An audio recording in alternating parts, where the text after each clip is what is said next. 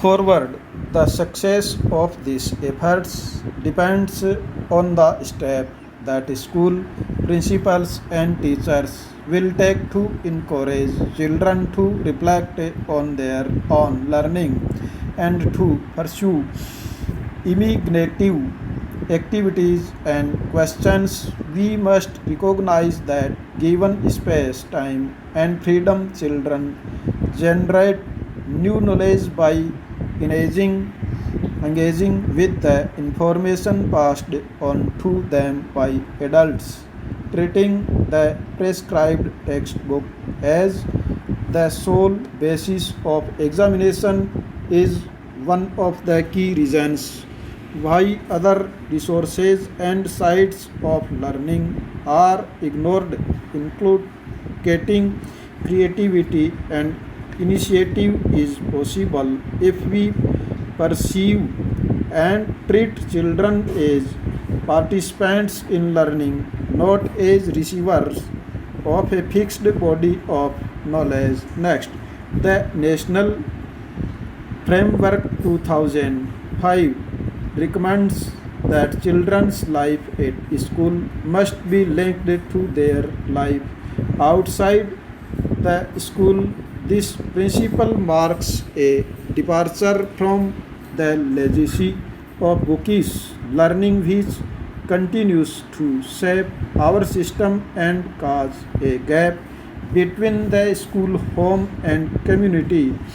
Next, the syllabus and textbooks developed on the basis of NCF signify an attempt to implement these basic ideas. They also attempted to discourage rote learning and the maintenance of sharp boundaries between different subject areas.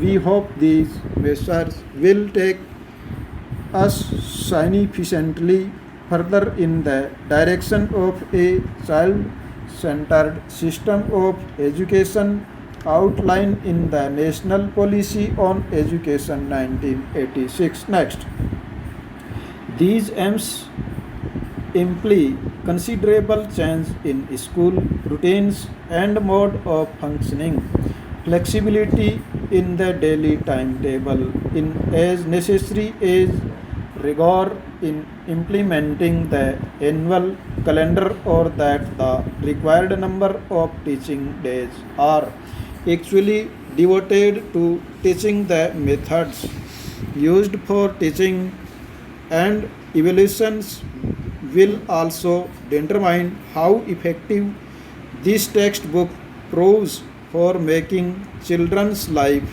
at school a happy experience rather than a source of stress or boredom. Syllabus designers have tried to address the problem of burden by restructuring and resorting knowledge at different stages with greater consideration for child physiology and the time available for teaching. The textbook attempts to enhance this endeavor by giving higher priority and space to opportunities for and wondering discussion in small groups and activities requires hands-on experience. Next, NCERT appreciates the hard work done by the textbook development committee responsible for this book. We wish to thank the chairperson of the advisory committee for available for teaching. The textbook attempts to enhance this endeavor by giving higher priority and space to opportunities for contemplations and wondering discussion in small groups and activities requiring hands-on experience. Next, NCERT appreciates the hard work done by the textbook development committee responsible for this book. We wish to thank the chairperson of the Advisory Group on Social Science, Professor Hari Vasudevan, and the Chief Advisor for this book, Professor Niledri Bhattacharya, for guiding the work of this committee. Several teachers contributed to the development of this textbook.